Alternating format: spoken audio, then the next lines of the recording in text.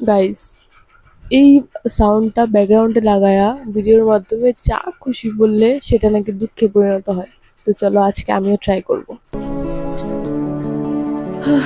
জীবনটা না তেজপাতা হয়ে গেছে, যাই করি কিছুই ভালো লাগে না। এইমাত্র ঘুম থেকে উঠলাম, এখন আবার মনে হচ্ছে ঘুমাই করি। এখান থেকে রান্নাঘর অব্দি হাইটা যাবো, এটা ওখানে জানি আলছি লাগে। ছোটবেলাটাই খুব ভালো ছিল, যার কোলে উঠে উঠতাম। এই যে আমি এখন এখানে বসে আছি একা একা। কেন বসে আছি? কারণ আমার খাইতে কোনো কাজ নেই। রাস্তা দিয়ে কত গাড়ি ঘোড়া চলতেছে, কেন চলতেছে জানি না। কারণ একটা রাস্তা, যদি গাড়ি ঘোড়া চলবে। এই যে বাইরে এত হাওয়া দিতেছে, কেন দিতেছে জানি না। কারণ বাইরের গাছের পাতাগুলো নড়তেছে।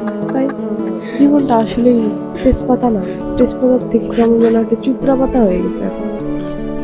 এখন আর বেশি লোকজন ভাল লাগে না, খালি মনে হয় একাই থাকি। একাকিত্ব জীবন খুব সুন্দর। একা থাকতে খুব ভালো লাগতেছে আজকাল। না বাড়িতে ভাল লাগে, না কোনো কাজ করতে ভাল লাগে। কাজ ছাড়াই বা করবো কি? তো আসলে ইমোশনাল হয়ে যেতেছে।